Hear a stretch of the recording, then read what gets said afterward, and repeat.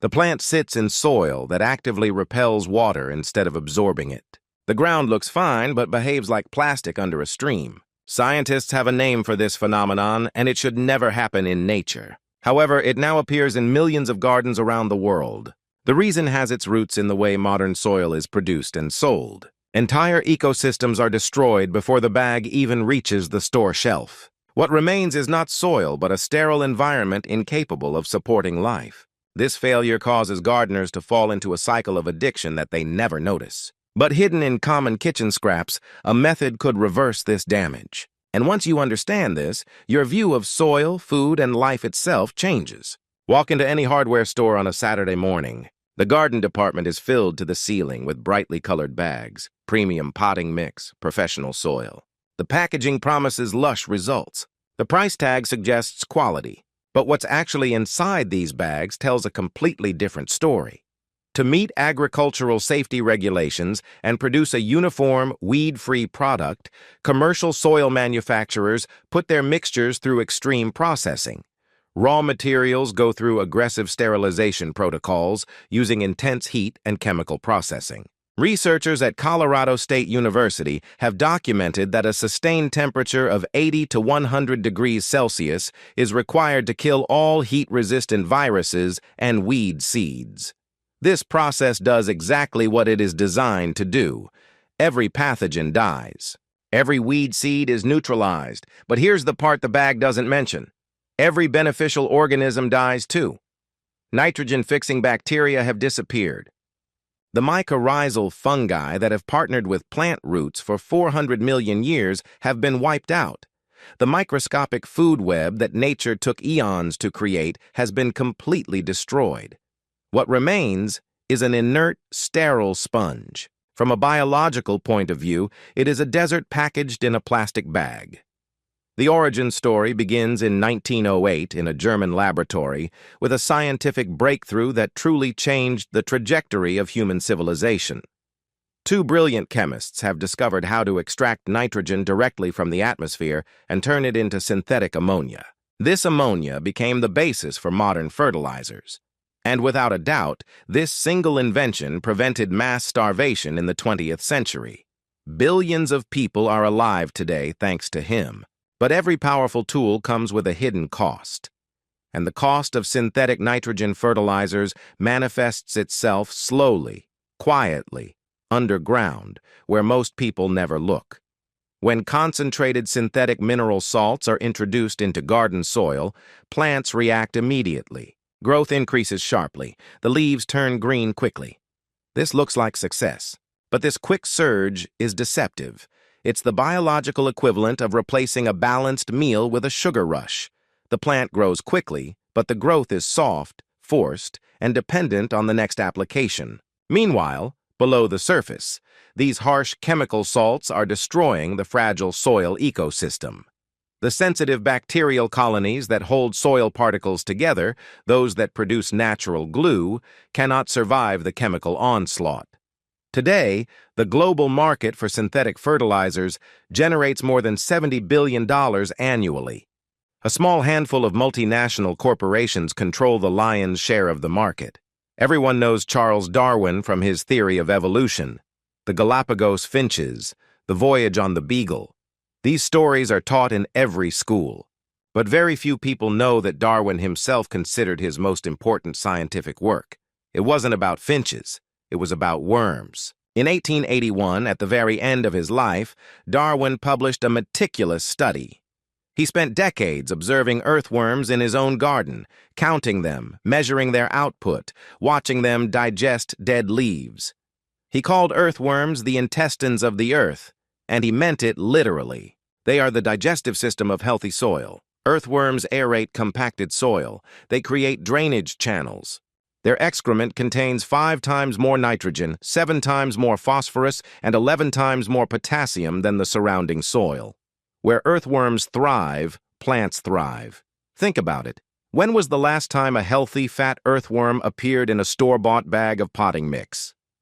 The answer is almost always never. The reason is simple. Earthworms don't eat dirt. They eat microorganisms that live on dirt. In sterilized, chemically treated soil, there is nothing for them to eat. In the 1980s, on the subtropical island of Okinawa, a researcher named Dr. Teruo Higa was struggling with a problem that had been growing for decades. Chemical farming produced impressive short-term yields, but the long-term damage to soil health became impossible to ignore. Dr. Higa began asking a radical question. What if, instead of directly feeding the plant synthetic chemicals, we focused on feeding the soil, specifically feeding the microscopic organisms that keep the soil alive? He began isolating naturally occurring beneficial microorganisms, many of them collected from something as common as the surface of unwashed rice grains. At the center of his microbial teams sat one special superstar, Lactobacillus. This name may sound clinical, but there is nothing exotic about it. Lactobacillus is exactly the same group of friendly bacteria that people have relied on for thousands of years.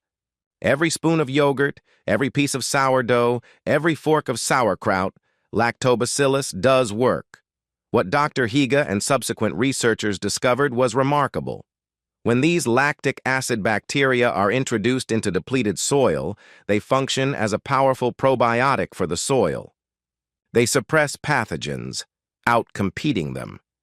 Humanity has been fermenting food with these exact organisms for at least 10,000 years, long before anyone understood what bacteria even were.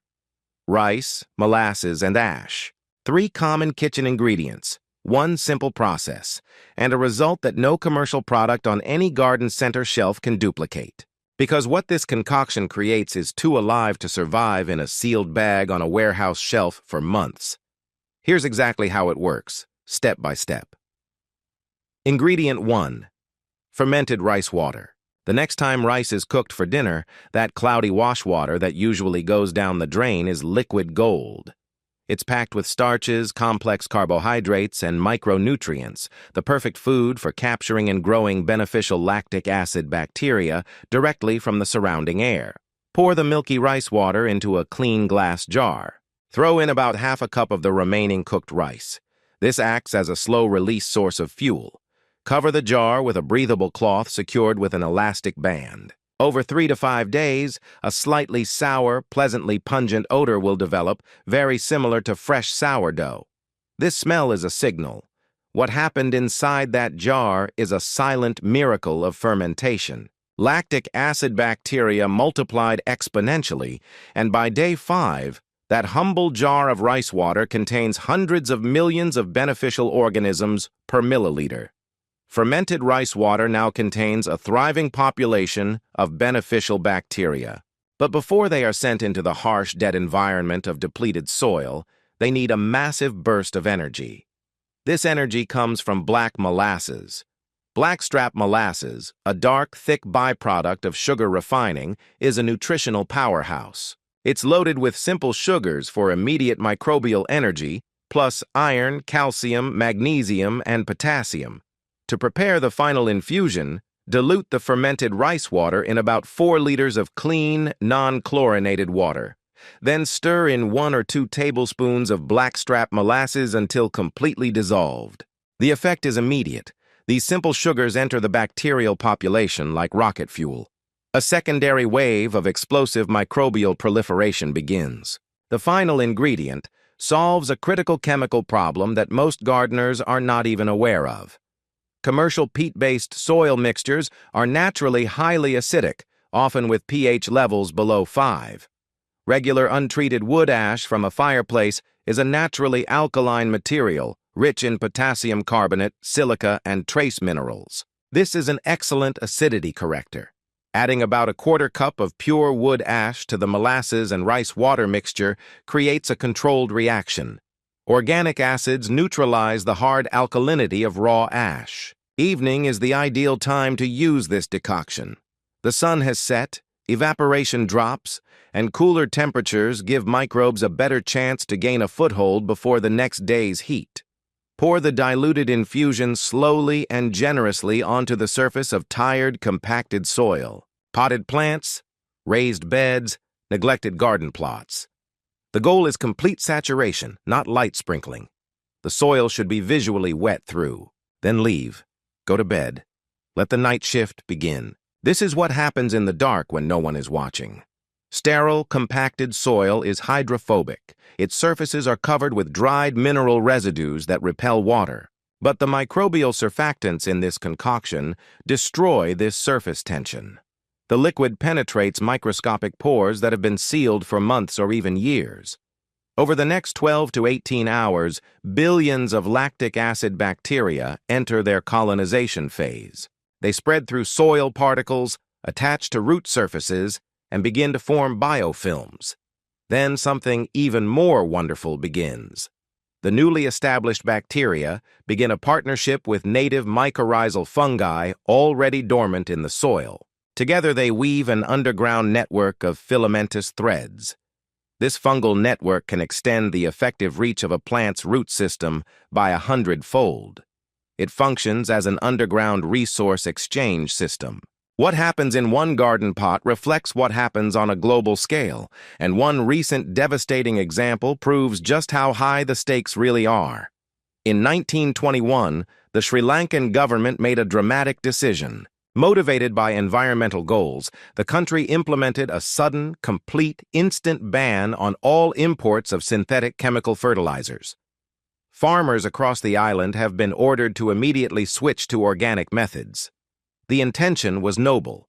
The execution was disastrous. Decades of synthetic chemical farming have left Sri Lanka's agricultural soils biologically depleted. The microbial life on which organic farming depends, bacteria, fungi, earthworm populations, has been systematically destroyed by years of chemical attack. The soil was essentially dependent on synthetic fertilizers, and when supplies were cut off overnight, without a biological transition plan, the soil simply could not feed the crops. Rice yields fell by 20%. Tea production fell sharply. Vegetable harvests collapsed across the country. The agricultural crisis turned into food shortages, skyrocketing prices, and ultimately serious economic and political instability. The fertilizer industry pointed to Sri Lanka as evidence of their central argument. The world cannot feed itself without synthetic chemicals. But the real lesson is more subtle. The failure in Sri Lanka was not that organic methods did not work. The failure was that a dead biological system was expected to function overnight without first being restored. So this is what it comes down to: a jar of rice water, a spoonful of molasses, a pinch of wood ash. 3 things that cost next to nothing, combined into a concoction that does what no bag of synthetic fertilizer has ever done.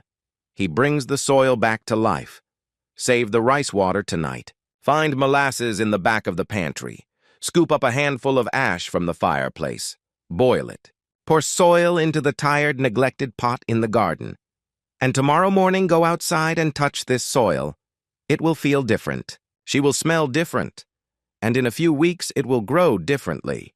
Because for the first time in perhaps years, this soil will not simply support the plant. She will feed him. The earthworms will return.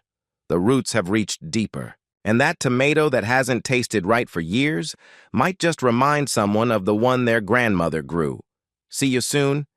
Keep your hands in the soil and your heart close to the soil. Happy gardening.